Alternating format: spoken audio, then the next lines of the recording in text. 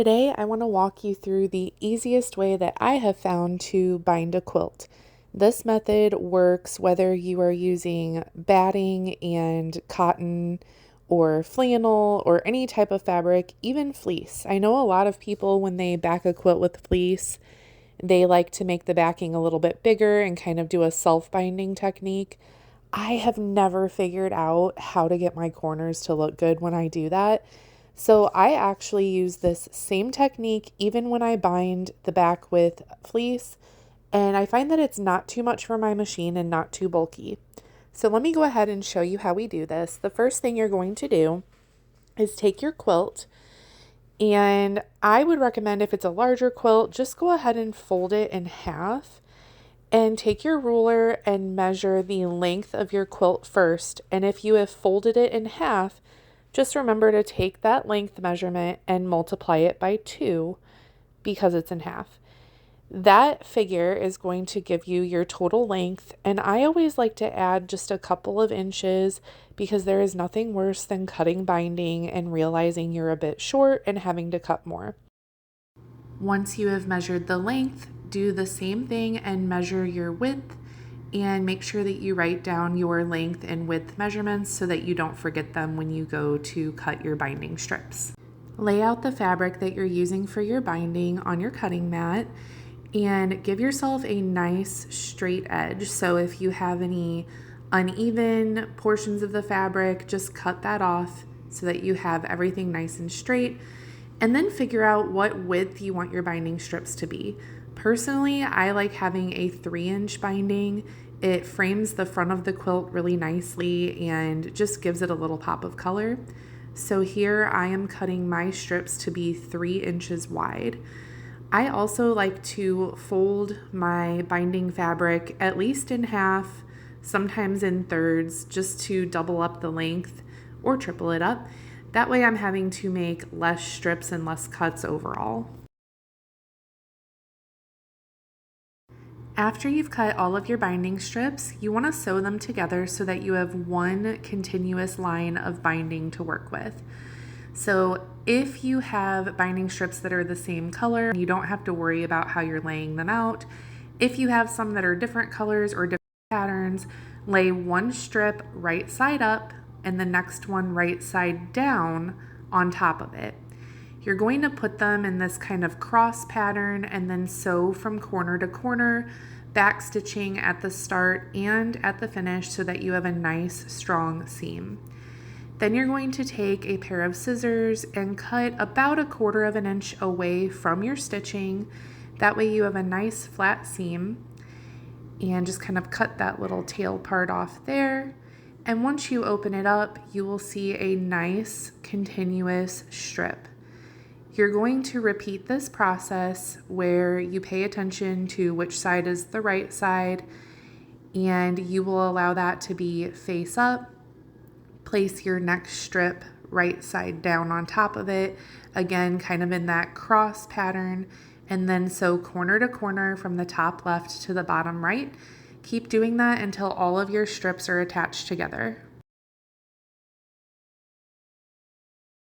After sewing all of your strips together, lay them right sides down and fold them in half.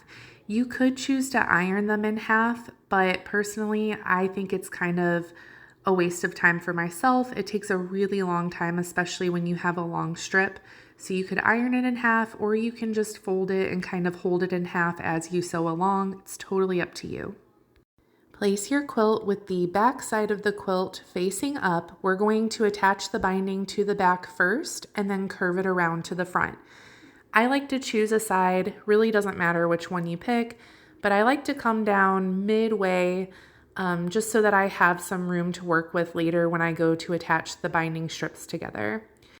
Take the raw edge of your binding strip and align it with the raw edge of the quilt. Leave a few inches of a tail so that you can attach it to your ending strip later, and make sure you backstitch. And then sew 1/4 of an inch all the way down and stop once you get about 1/4 of an inch from your first corner.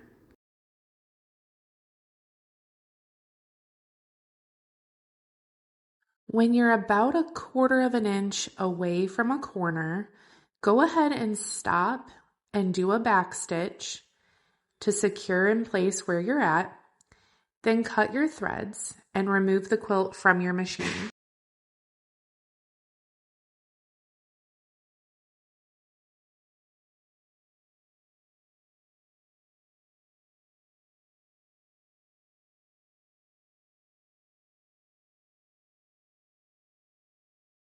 The side that you just worked on will now be straight across from you as you rotate to work on the next side.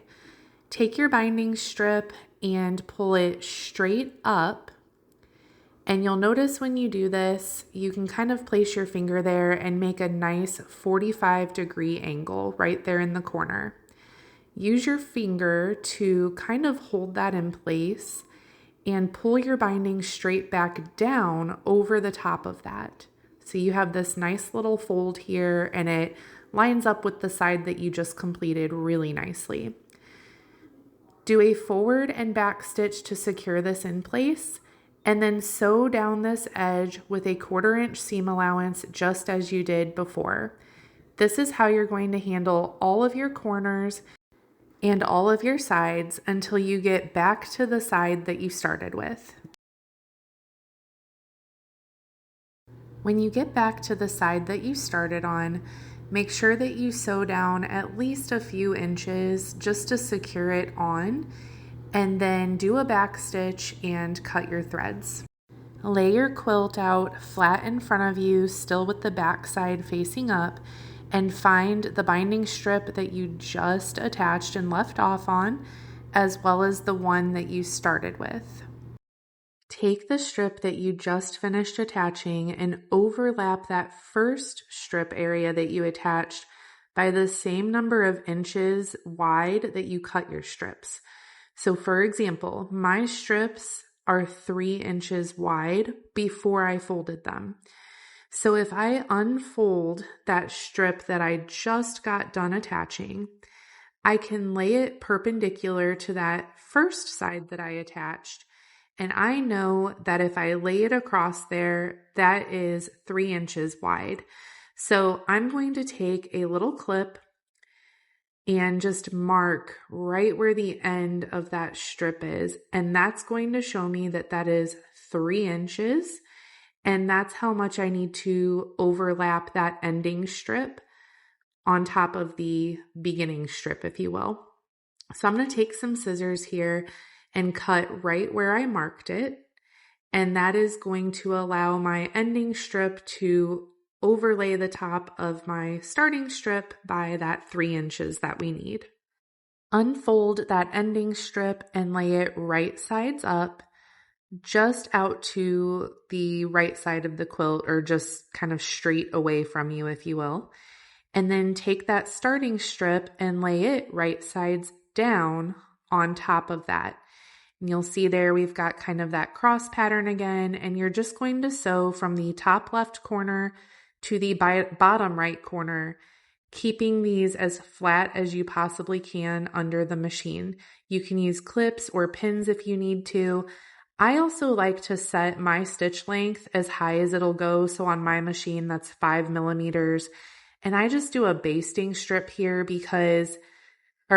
basting stitch here, because if my stitching is too tight on my seam allowance and I need to make adjustments, or if I accidentally orient this the wrong way, it's a lot easier to pick out a basting stitch than smaller stitches.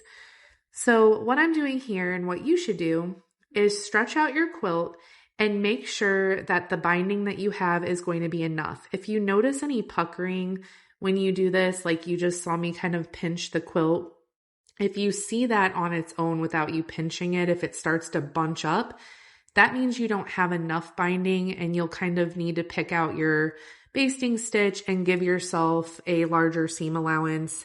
Maybe, lay those strips flush with one another instead of giving yourself a large cross. But in my case, mine laid really flat, so I know that that is a good amount. So now I just set my machine stitch length back to my typical 3 millimeter, and I'm just going to forward and back stitch over that to give myself a really nice and secure attachment for these two binding strips. And then just like we did earlier when we were attaching our binding strips all together, I'm going to take some scissors and cut about 1/4 of an inch away from that seam allowance.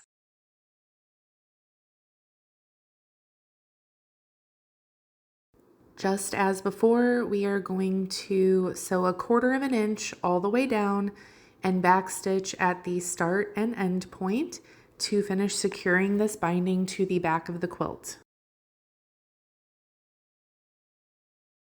Turn your quilt to the front and gently curve your binding around from the back over the top of the quilt. We're going to stitch this down. You can do a zigzag stitch, a decorative stitch, a straight stitch. I am doing a straight stitch down about 1/8 of an inch away from the edge, making sure to backstitch at the beginning and end.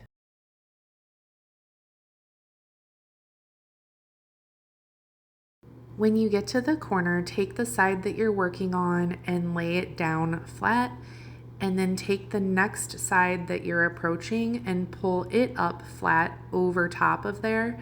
And you'll see you get this nice kind of 45-degree angle, or what we call a mitered corner. And that is exactly the look that you're going for. So hold that in place and carefully stitch. Don't get your fingers, but take a couple of stitches into that next side that you're approaching, and then back stitch once or twice and leave the needle down in your fabric. That way you can lift your presser foot and just nicely rotate to the next side. And then you will continue along that edge. Again, I'm just doing about 1/8 of an inch in from the edge. Continue on down and repeat this step for all of your corners and sides. And just like that, you have fully bound your quilt by machine. If you liked this tutorial, please give me a like and a follow. I would really appreciate it, and I will be back soon with another tutorial. Thank you so much.